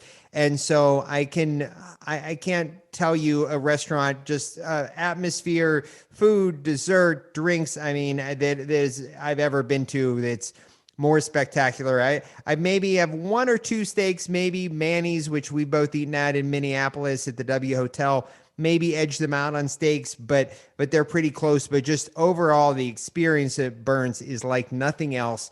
And so if you're ever visiting Tampa, passing through, if you live there, I'm sure you've already been there. Make sure to check out Burns Steakhouse. Yeah, dude, Burns is amazing. And just to talk about how long their wait list is and the reservation list was, I tried about a month out to get a reservation and I couldn't. So yeah, definitely that 2 month mark is probably the sweet spot. What other questions do we have? Do we have any more stupid questions? It's all kinds of fucking stupid questions. Dean McAfee, a guy, I love him, but like he was the king of stupid questions here. Michael Cataldi asks, and I think we hit one of his questions already. I'm not a game. He asked the good one. He asked the one about what the top most played songs in my Serato. Yeah. But now he asks if your team Xbox and team PlayStation. Hey, let's ask a good question. We totally fucking fuck it up here. Wait, hold on. You ask for questions that were not about DJing. And he responded with the question that was not about DJing, and I'm going to answer it. I don't own one of the current ones because I don't even have time anymore for video games, but PlayStation. Well, why doesn't he just ask if you jerk off with Vaseline or KY? Like, I mean, if you want to talk about stupid questions here. Well, so, what did Dean ask? You said you were going through every question. What did Dean ask? I gotta go through. What's your most random fact from memory? Like this. I got a good one here. Do you? I'm sure you do. Yes. So, yeah. I mean, I know lots of random facts from memory, but the Cathedral of Learning, which is the University of Pittsburgh's really tall educational building. Like most colleges, you know, maybe they have buildings that are 3-4 floors, or maybe a big one that's 10 floors. So the University of Pittsburgh it's called the Cathedral of Learning. It's 42 or 44 stories. I forget if it's 40. I think it's like 42 indoor stories and 2 outdoor stories, but it's 535 feet tall, and it's the second tallest educational structure in the world. And I was a tour guide at Pitt, and so we learned all this crazy information about it. And I know that it has 2,529 windows. And I remember that from my tour guide days 20 years ago at the University of Pittsburgh, and I'm sure there'll be people from Pittsburgh listening to this podcast, that the Cathedral of Learning has 2,529 windows. And I do also remember the architect that designed it. His name was Charles Z. Clodder. And so that is my most random fact. Again, someone asked you a question that was not about DJing, and you still were not happy with it. Nope, not happy. And your answer was, I mean, shocking. Give some kudos. And so, and then Chris Romero the DJ from Albuquerque, New Mexico, great guy. And this is kind of an inside reference. He's a great guy. He's a great guy, except for the fact that when I text him, the texts show up green. Other than that, he's an Android enthusiast. To his credit, though, I think Google even sponsors him. So, good for him. He better be getting paid to use a Google. Although he told us that he went, I'm going to spill the beans. He told us that when he went to actually visit Google a couple years ago, most of the Google employees were using iPhone. So, talk about social media, and we all use social media to our benefit. I try my best. Dave tries his best. Chris, as a DJ, as a DJ, we all have marginal successes. We have some successes, some failures. Chris posts his dog. He's got a fence, a wall, separating his house from the neighbors. Very nice wall. His dog walks that wall like a very cat. Nice wall. And it's a gorgeous wall. We're going to build that wall. It's going to be a gorgeous wall. He's in New Mexico. New Mexico paid for it. But as his dog walks that wall, and he uses Instagram, what is Reels. Instagram Reels, yes. And he gets 40, 50,000, 100,000 views on it. And so Dave wants to know how you really feel about yellow Labrador retrievers. So we got in this conversation because there was a group of us talking the other week, and Kristen Wilson from Florida encouraged us all to try Reels, to try posting things to Instagram Reels. So I decide I'm going to post DJ routines to Reels that are complicated DJ routines, and, get very nominal likes. And Chris posts a picture of his dog on the wall. The dog's not doing anything crazy. The dog's on the wall, and it gets thousands of likes in a half hour. And so then the next day I post another DJ routine. The same thing. I get, nominal views, likes, whatever. And Chris and this dog. So it's become an inside joke, that Chris's dog. So I asked him one day, I said, well, so what type of dog do I need to get to sit next to me while I do my DJ routines? So, and Chris's dog actually has the coolest dog name, Rhonda Rousey, little Rhonda Rousey. Ah, okay. Yeah, it's okay. Ronda Rousey. I did not know. I did not. Although I feel like if you name a dog that, you're setting the dog up to be one of those dogs that just tear up the house. Yeah. Which you know about that with your cat. Oh man, I love my cat. My dog can go to hell, but I love my cat. If anybody wants a dog, by the way, it's a Havanese. It likes to piss everywhere, including on my daughter's bed, on my bed, not on my new half couch, by the way. Which you're not utilizing your dog enough for Instagram Reels. That's the problem here. Yeah, maybe I'll just Instagram reel him pissing everywhere. That sounds like a good it'll get plenty of views. Just ask Chris Romero. All right. Brian B. This was actually super disappointing to me. And as I look at the replies, maybe this is where I was most disappointed in Dean. So Brian B., DJ Brian B., the founder of the DJ Collective, one of the most impressive business professionals Drum roll. What does Brian have to ask? Who's his barber? No shit. We're both fucking bald. We get it, man. I can't grow hair for dick, man. It's the high and tight. Right? Like, yeah. Very high and tight. And also, while we're making fun of Brian here, like on a real note, check out his podcast, The Travel DJ Blend.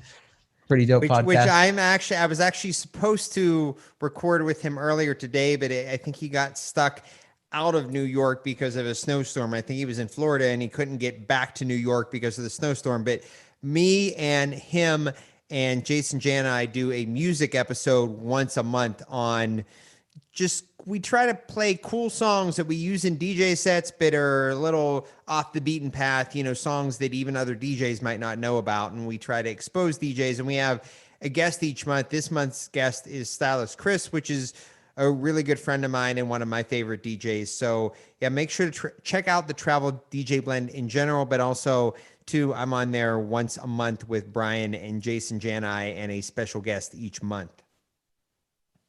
Very good. Yeah. And I can't recommend. I listen to all Brian's episodes, so it's definitely a great podcast. It is. Mike Bothwell asks, who's high pitch? If you listen to Howard Stern, hey now, we know the answer to that. I mean, is there any other way to explain that?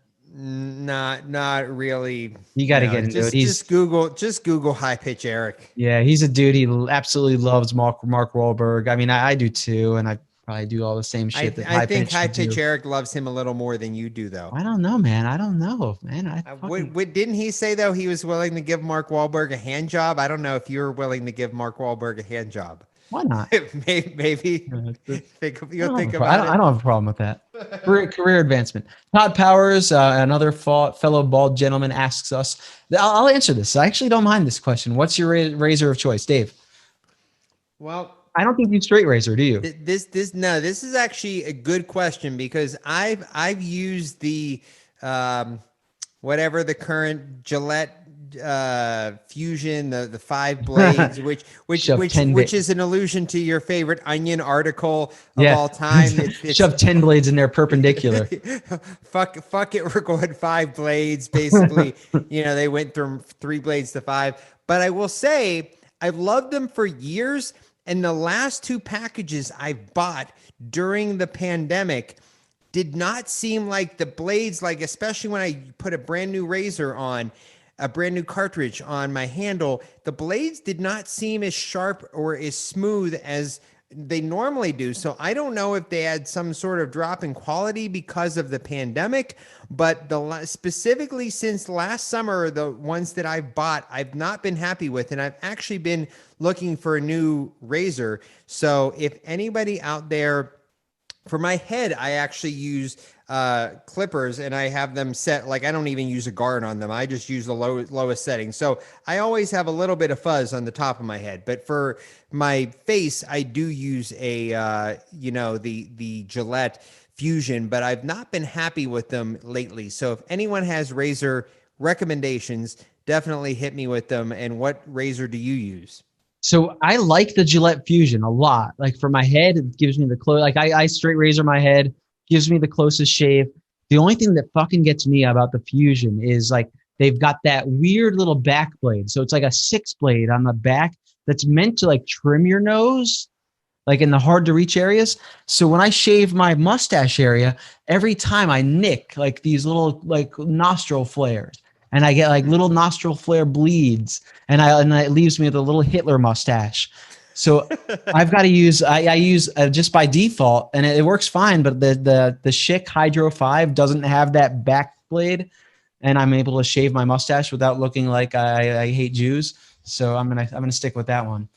Okay, I might have to check that out. I've never had the issue with cutting my face with the Gillette Fusion, but I've tried shaving every which way. Like I'm like, is this something I'm doing? Like this can't be a design flaw, but I feel like it is. And the last question from Omaha, Nebraska. I like this town. I've DJed there several times. Eric Brown, and I don't know whether this is a bad question or good question because I'm just reading it verbatim. Find out. Let's find out. It says, awesome in reply to me interviewing Dave tonight. Dave is one of my favorites. Honestly, I listen to his old Dirty Sundays mix a couple times a month, still, along with some of his other Mixcloud selections. So Okay, that was Is there a actually just one question, or comment. is this just So a statement? at first, he's just jerking you off here. So there is actually a question. He comments on his own statement, and it says, "What's your craziest Karen at the DJ booth story?" It's interesting. My son actually asked me this question recently too. And so I was trying to think, because I've had so many of them, and I think that a lot of them you get so many as DJs of in the nightclubs of the girl that's wants to hear the song, and you already played it. Play it again. Nobody will notice. I had a girl one time in a club that she was threatening. I wouldn't play her song, and she was threatening to put her hand on my turntable and stop the music. And in a normal situation, I would probably think fast and put my Serato into internal mode. And for those of you that are not DJs, you would know that that would mean that the music would be playing just through the computer. And if the girl stopped my record, the music would keep playing.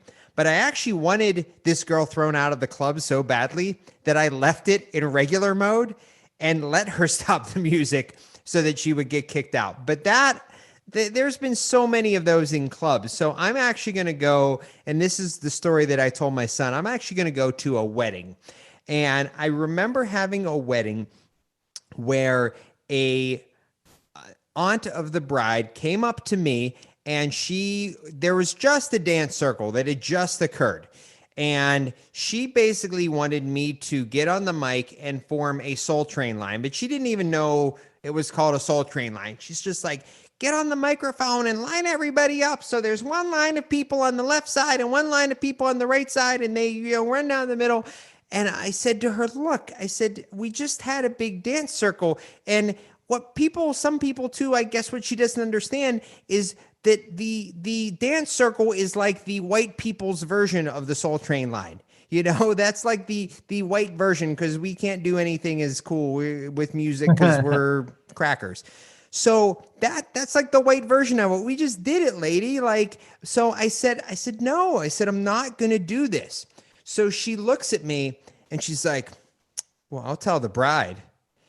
And she starts looking over her shoulder toward the bride. And I don't care. Like, she thinks I'm going to care, but I don't care. Ironically, I DJ'd the bride's sister's wedding too. And the family liked me so much that they hired me for the younger sister's wedding. And this is one of those families where, like, by this point in time, the mom knows me, the dad knows me, everyone's hugging me at the end of the wedding. And I'm like, lady, I don't care if you tell the bride. I'm not getting on the mic and forming a Soul Train line.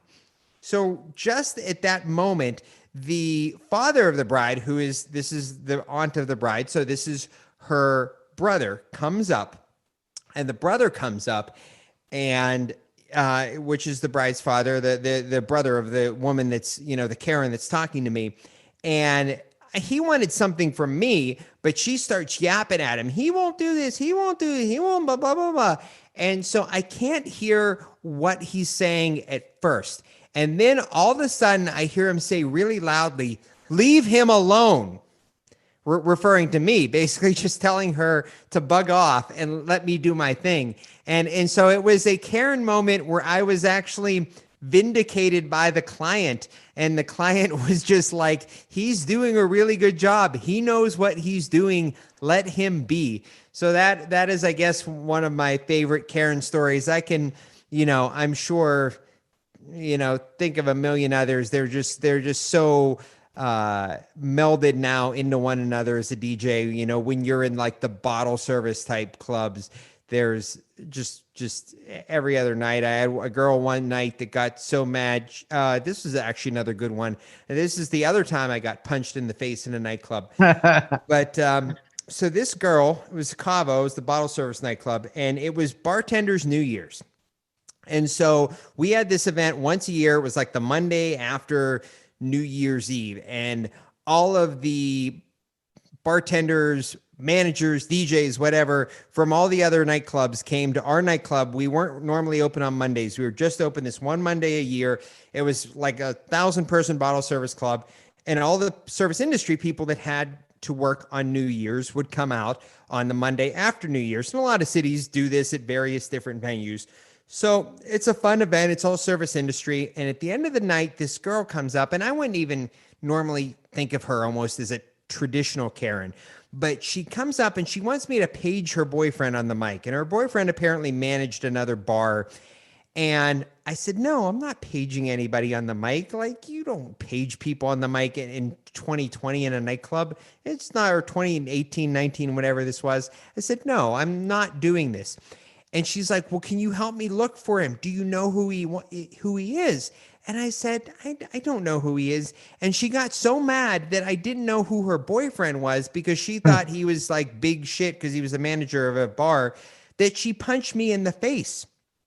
This girl had to weigh like 120 pounds. Like, it was not anything like this wasn't a Zeus punch. Like, no, I mean, I didn't even probably flinch, but security saw it. I didn't even call them. They saw it, and they just scooped her up. Security scooped her up with one arm and dragged her out. So then, but it goes further. So the next day, she leaves one of those, I'm sure you've seen them, horrific reviews about Cavo on Facebook. That's basically like 8 paragraphs long, that she spent 2 hours writing this horrendous review about Cavo, and gives it 1 star. Well, Paul, the owner of Cavo, who I don't know if you've ever met him personally, but I know you're familiar with Paul, and Paul was not having that. So Paul goes and he actually pulls the video footage from this whole incident happening, from me doing nothing. I'm just standing there, and then all of a sudden she socks me. And then security taking her out, and then she tried to punch security when they threw her out, and then her friends actually pulled her away from security. Her friends took her out on their own so that security didn't have to escort her out, and then her friends actually threw security like a 20 because they felt bad that she was trying to beat them up.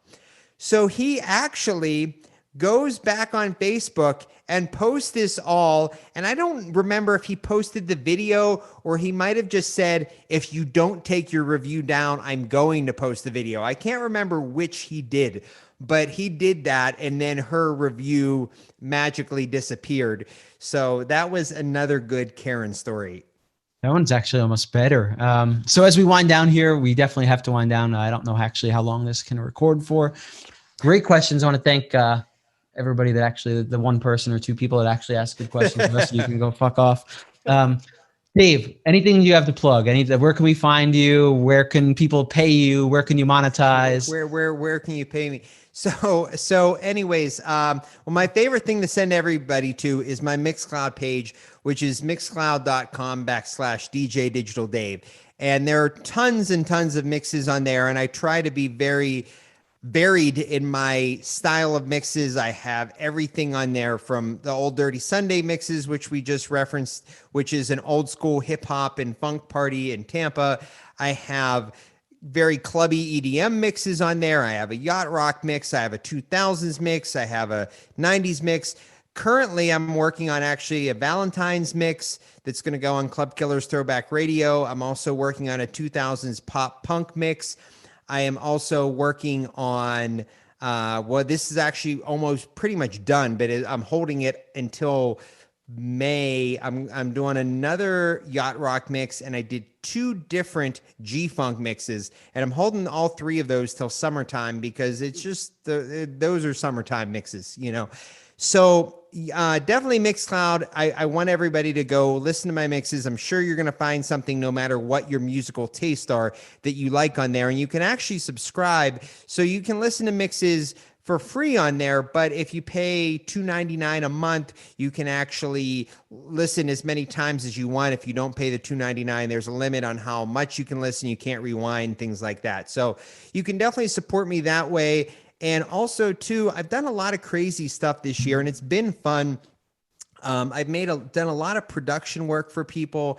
I have a friend that I've made in Kansas City who has a great, phenomenal wedding band, and he's actually been having me put together DJs. I'm basically putting together a DJ set, and then his band is actually going to play these DJ sets as medleys, his live medleys. And so he's had me working on that with him. Our good friend, which we both know, Dana Solomon, had to do a crazy mega mix for Avon, the makeup company. And they wanted basically to go from like 1920 to 2020 in music in 3 minutes. Wow. And I mashed up, like, she picked the songs with them. And then I basically put together something like 26 songs in 3 minutes. It was insane how, you know, even for me, these songs were playing for 8 seconds at a time, or three songs layered over one another. It was a lot of fun. But that being said, even a friend of ours, which is someone that we mutually know, but I'm not going to mention their name, but they actually had brain surgery during the summer, and everything came out great for them. But they actually approached me about one of the things you do is they actually put headphones on you, and you can listen to music or a book on tape or something like that while you're having the surgery. Well, they approached me about actually putting their favorite book on tape to music. So they pulled certain excerpts from the book and then certain songs they wanted, and I overlaid these songs to music. And I've also done, during quarantine, I've done mixes for Stay Radio, which is DJ Sprite's radio show on Pitbull's Globalization, which I'm actually going to be on there again in a week or two. And I've done sets for Sirius XM Fly, which is also a great old school 90s and 2000s hip hop and R&B channel.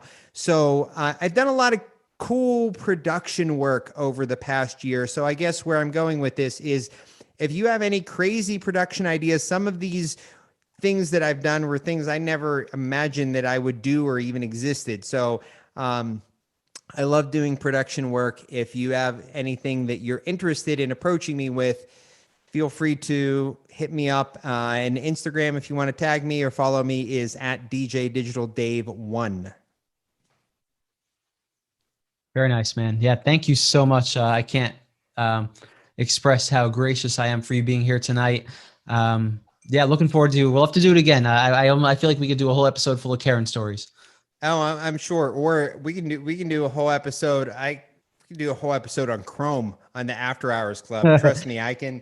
A dude got tased in the nuts there one night, and we'll send you some Jaeger for that. Yeah, I will say too, it is a great idea getting your host buzzed up. I think that they will be. I'm pretty much willing to be forthcoming anyway, but I think maybe some people might encourage them to become a little too forthcoming or more forthcoming if you get them buzzed up. So I've said it all. I've said too much. I appreciate it, man. Yeah, thank you so much. Yeah, Dave definitely shared more with us than I've ever heard from him publicly. I've heard it all privately.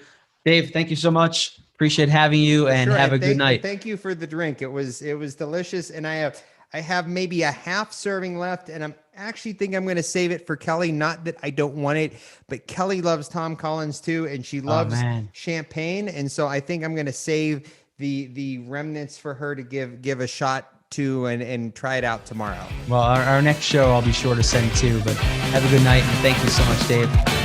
Sounds good. Thanks, Alex.